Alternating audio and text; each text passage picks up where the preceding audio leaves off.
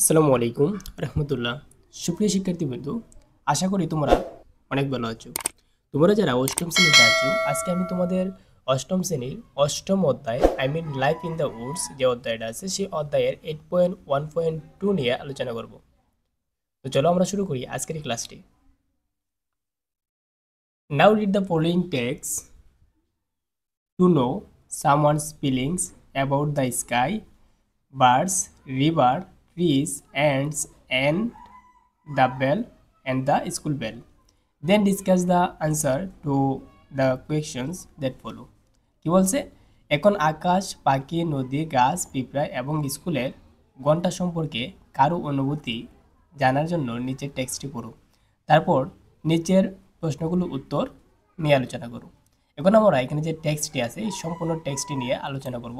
টেক্সটটি আলোচনা করার পরে আমরা দেখব কিভাবে কোয়েকশনগুলোর আনসার করতে হয়। তো চলো আমরা দেখে নিই এই টেক্সটটি আগে। এখানে দেখো আমি বাংলা অর্থ সহকারে এই টেক্সটটি সুন্দরভাবে লিখে রাখছি। অন এ রেনি ডে, কোনো এক বৃষ্টির দিনে, অন এ রেনি ডে, কোনো একটা বৃষ্টির দিনে, in the early afternoon, thought through the classroom window, the sky seemed vast and cloudy with all the side of rain and storm. এখন আমরা বাংলা অর্থটা ফাইন্ড আউট করি, যেহেতু সেন্টেন্সটা অনেক লম্বা। কীভাবে বাংলা অর্থ ফাইন্ড আউট করবো একটু দেখো।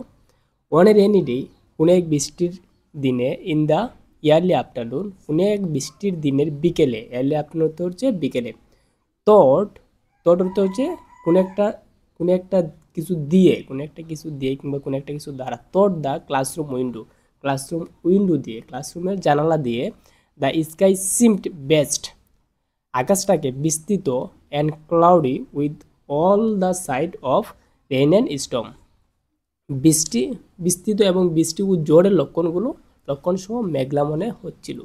কি মেঘলা মনে হচ্ছিল? আকাশটাকে মেঘলা মনে হচ্ছিল। সো পরের লাইনটা দেখো। দ্য রথ winds started screaming and howling. রুক্ষ আবহাওয়া চিৎকার ও গর্জন করতে শুরু করলো। বাট কিন্তু kites are flying very high in the sky, কিন্তু গুড়িগুলো আকাশের অনেক উঁচুতে উঠছিল।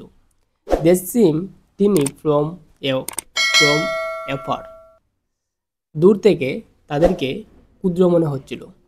আফার আফার অর্থ ক্ষুদ্র মনে হওয়া, তিনি অর্থ ক্ষুদ্র মনে হওয়া, ফ্রম আফার মানে দূর থেকে তাদেরকে ক্ষুদ্র মনে হচ্ছিল।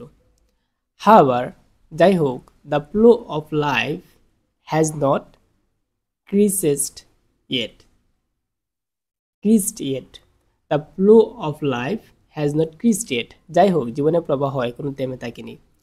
The ant colony gets busy with their work. কি বলছে? দ্য অ্যান্টস কলোনি, পিপিলিকার দল, বিজি ব্যস্ত ব্যস্ত ছিল, উইথ দেয়ার ওয়ার্ক তাদের কাজে, এজ যেহেতু, the raindrop made destroy their family, larvae, eggs and homes, যেহেতু দ্য রেইনড্রপ বৃষ্টির ফোঁটা, মেড ডেস্ট্রয় ধ্বংস করতে পারে, দেয়ার ফ্যামিলি তাদের পরিবার, লার্ভেস অর্থ শুককীট, এগস ডিম, অ্যান্ড হোমস এবং বসতবাড়ি।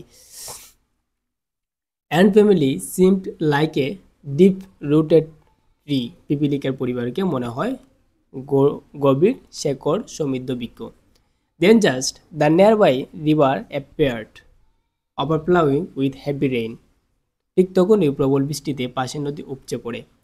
ইট was rushing down the nearby streams, carrying leaves and branches with it, এটা লতাপাতা ও গাছের শাখা প্রশাখা সঙ্গে নিয়ে পাশের রাস্তা দিয়ে দ্রুত বেগে ছুটে চলছিল।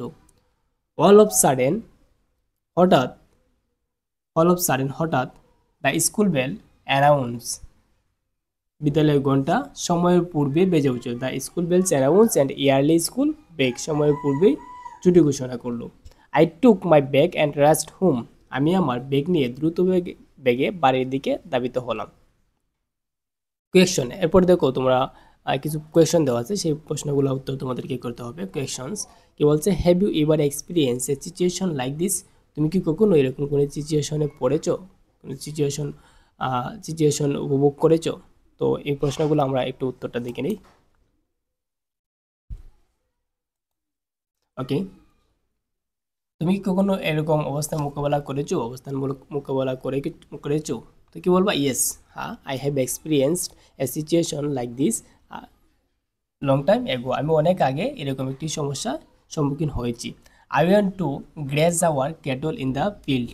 আমি মাঠে আমাদের গৃহপালিত পশু চড়াতে গিয়েছিলাম। সাডেনলি, হঠাৎ করে, the sky became gloomy and dark with heavy blank clouds. তো কি বলছে? সাডেনলি, হঠাৎ করে আকাশ বাড়ি কালো মেঘে স্পষ্ট অন্ধকার হয়ে এলো। নর্থ ওয়েস্টার, এখানে নেই, এখানে north wester began to blow.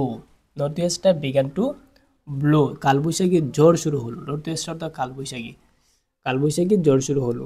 Tender storm started screaming and roaring. বজ্র চিৎকার ও গর্জন করতে শুরু করলো। The birds were flying in the sky singing shelter. The birds were flying, পাখিগুলো উঠতেছিল, ইন দ্য স্কাই, আকাশে, সিং শেল্টার, আশ্রয় খুঁজে। Light was flashing frequently in the sky, then it is began to rain cats and dog। কি বলছে? Light ওয়াজ flushing frequently, আকাশে ঘন ঘন বিদ্যুৎ চমকাছিল, তারপর মুষলধারে বৃষ্টি শুরু হয়েছিল। ঘন ঘন বৃষ্টি পড়ছিল। দেন, তারপরে, it began to rain cats and dog, মুষলধারে বৃষ্টি শুরু হয়েছিল। ক্যাটস অ্যান্ড ডগ অর্থ হচ্ছে মুষলধারে বৃষ্টি হওয়া। এটা একটা ফ্রেজাল ওয়ার্ড, তোমরা এই ওয়ার্ডটা একটু মনে রাখবা, ঠিক আছে? এটা অর্থ হচ্ছে মুষলধারে বৃষ্টি হওয়া। মাই ক্যাটেল রাস্ট টু হোম। আমার গবাদি পশুগুলো দৌড়াইয়া বাড়িতে চলে গিয়েছিল। I took shelter under big tree. আমি একটি বড় গাছের নিচে আশ্রয় নিয়েছিলাম। But I could not save my self. কিন্তু আমি আমার নিজেকে সেভ করতে পারি নাই, বাঁচাতে পারি নাই। The rain water overflows everything. The rain water overflows everything. বৃষ্টির পানি সব কিছুকে ভাসিয়ে দিল। অ্যান্ড এবং আই গট ড্রেসড, এবং আমি ভিজে গিয়েছিলাম।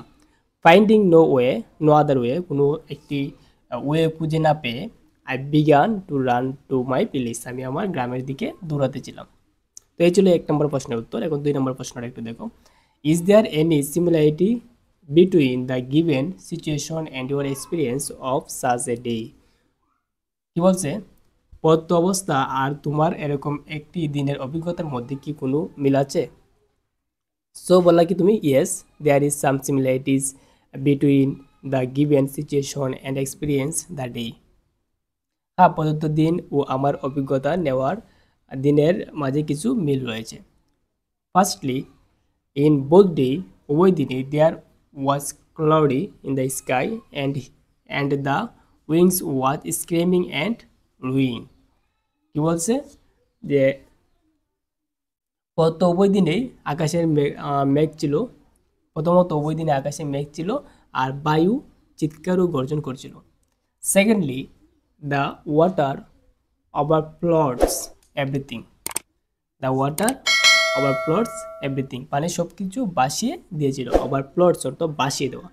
Thirdly, at last the otter rushed home like me. And thirdly, তৃতীয়ত, অ্যাট লাস্ট, শেষে, ওয়াটার অর্থ কি? যে লেখক, রাস্ট হোম, বাড়িতে দৌড়াইতেছিল, লাইক মি, আমার মতো। এই ছিল 2 নম্বর প্রশ্নের উত্তর। এখন 3 নম্বর প্রশ্নের উত্তরটা আমরা একটু দেখে নিব। আমি এখানে অর্থ লিখছিলাম, বাট তোমাদেরকে দেওয়া হয় নাই, এটা একটু কাইটে দিই।